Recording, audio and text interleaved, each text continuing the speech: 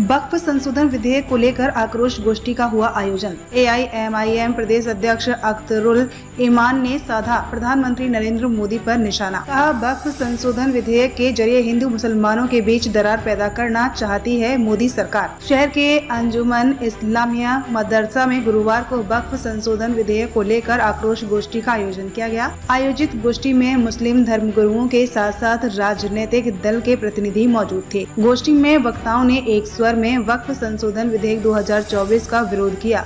इस मौके पर AIMIM प्रदेश अध्यक्ष अख्तरुल ईमान ने केंद्र सरकार पर निशाना साधते हुए कहा कि वक्फ संशोधन विधेयक के जरिए केंद्र की मोदी सरकार हिंदू और मुसलमानों के बीच दरार पैदा करना चाहती है। उन्होंने कहा कि भारत का मुसलमान इस विधेयक को बर्दाश्त नहीं करेगा। वहीं उन्होंने ज्वाइंट पार्लियामेंट्री कमेटी में शामिल सदस्यों से भी विधेयक का विरोध करने की अपील की।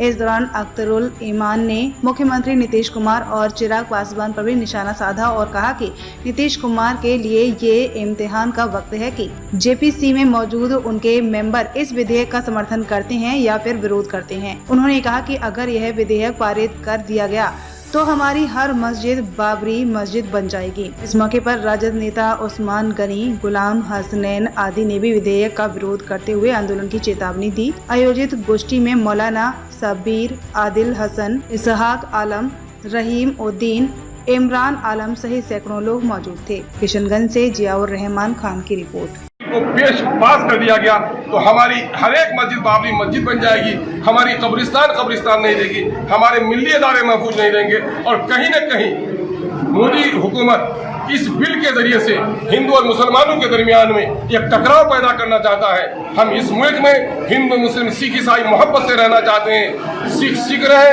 ईसाई रहे, हिंदू भजन कीर्तन करें और मुसलमान अपनी मस्जिदों को आबाद रखें। ये होना चाहिए, इस बात की हम लोग देखिए, ये मुल्क सेकुलर है, इस मुल्क का कोई धर्म नहीं है। अपने आस्था का पालन और दूसरे के आस्था का आदर करना हमारे लिए लाजिम है। लेकिन पिछले दिनों में रामगिरी महाराज ने हमारे नबी, खुदा के भेजे हुए नबी के शान में जिस तरह से गुस्ताखी की है, मुसलमान उसे कतन बर्दाश्त करने के लिए तैयार नहीं है। ये मुल्क के आइन के एहतराम के खिलाफ है। मुल्क का कानून तोड़ा है और मुल्क के करोड़ों मुसलमानों के दिल को उसने तोड़ा है। इसलिए इस शख्स पर सरकार कानूनी कार्रवाई करे। अगर मौलाना सलमान की अजहरी की गिरफ्तारी हो सकती है, जो किसी शख्स के वाहिद के बारे में बोलता है, तो इसकी गिरफ्तारी अब तक नहीं करके यह सरकार कहीं न कहीं फिरका परस्ती का सबूत दे रही है। मुसलमानों का अकीदा है अपने जान से, अपने बाप के, अपने बेटे के, अपनी बेटी के, अपने बीवी के जान से ज़्यादा, अपने माल से ज़्यादा, अपने तख्त और ताज से ज़्यादा अगर किसी मोहब्बत करता है वो अपने नबी से मोहब्बत कर सकता है। वो सब कुछ लुटा सकता है, लेकिन अपने नबी के शान में कोई गुस्ताखी बर्दाश्त नहीं कर सकता है। इसलिए उस मलऊन के खिलाफ, जो नबी करीम सल्लल्लाहु अलैहि वसल्लम के खिलाफ शरारत आमेज जुमले कहे हैं, आज मजम्मत हम लोग उसकी कर रहे हैं और आगे उस पर कानूनी कार्रवाई करने की हमारी कमेटी उस पर फैसला लेगी। दूसरा अहम मसला ये है कि इस वक्त हमारी किशनगंज की जो जमीयत है, यहाँ पर जमीयत आले उलमा के जिम्मेदार हजरत मौलाना जावेद अकबाल साहब नाज़मी दामद बरकातुहू हाजिर हैं। सिया जामा मस्जिद के खतीब जनाब सरवर इमाम उम्मी साहब यहाँ पर मौजूद हैं और आज के महफिल की सदारत की है हजरत मौलाना व मुफ्ती जनाब सबीर साहब किबला ने।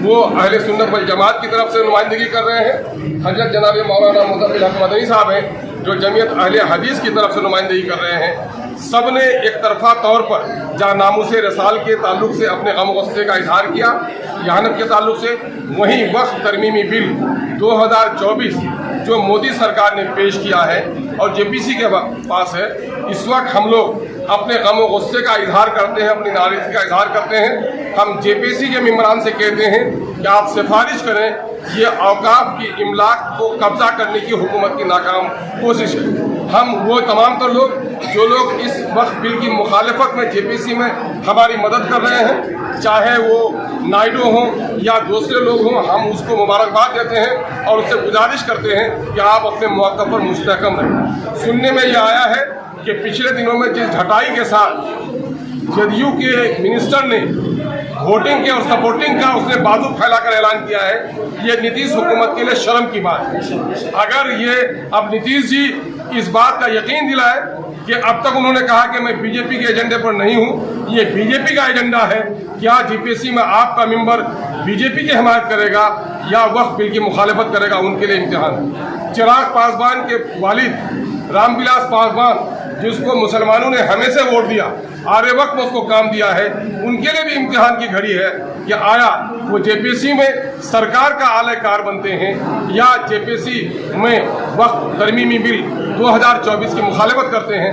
हम बहरहाल इन लोगों से गुजारिश करते हैं 31 रुकनी जेपीसी में हमारे यहाँ के मौजूद मेंबर रुकने पार्लियामेंट जावेद साहब भी हैं, इनसे भी हम लोग गुजारिश करते हैं कि वो लॉबिंग करें जाकर वहाँ, चूँकि माइनॉरिटी का वोट लेकर ये गए हैं। हम इन लोगों से गुजारिश करते हैं कि ये तमाम तर लोग जेपीसी में उसकी मुखालिफत करें और पार्लियामेंट में इस बिल को पास होने नहीं दें। साथ ही आज की कमेटी ने मुश्तरका तौर पर फैसला किया है, हम चुप बैठने वाले नहीं हैं। हमारी मस्जिदें तोड़ी गई हैं, जवान वक्फ बोर्ड के लिए जिसका हम लोग मुखालफत करते हैं और हम लोग अपनी बात को सरकार तक मनवाने के लिए आज एक अहम मीटिंग रखी गई थी सदर जनाब अब्दुल ईमान साहब के नेतृत्व में।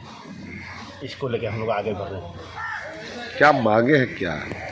देखिए, ये सरकार जो जुल्म मुसलमानों के साथ करना चाहती है, एक्चुअली इसकी निगाहें कहीं हैं, निशाना कहीं है। ये हमारे वक्फ बिल को लाकर हमारे मुसलमानों के हक़ को छीनना चाहता है, हमारे मसाजिदों को पर अपना काबू करना चाहता है, हमारे मज़ारात को पर काबू पर लाना चाहता है, जो हम मुसलमान होने नहीं। रेल को चला गया, जो प्रॉपर्टी डिफेंस को चला गया, जो प्रॉपर्टी आपने अपना प्रतिष्ठान बना लिया या जो प्रतिष्ठान हुकूमत के तहवील में चला गया, उसको बात दे दीजिए। जो ज़मीनें खाली हैं आज भी और जो विवादास्पद ज़मीन है उसको सरकार निकाल दे। तो मैं सरकार से, ये मेरा व्यक्तिगत निवेदन है, कोई पार्टी के निवेदन है, मेरे व्यक्तिगत एक भारतीय होने के नाते मैं ये निवेदन करूंगा कि आप जो है बजट में प्रोविज़न अलग कर दीजिए। आप माइनॉरिटी के लिए जो आप बजट प्रोविज़न करते हैं उससे अलग कर दीजिए। हमें आशा है कि हम अपना बजट जो बनाएंगे वो बहुत ही अच्छा होगा और बहुत ही स्वच्छ होगा।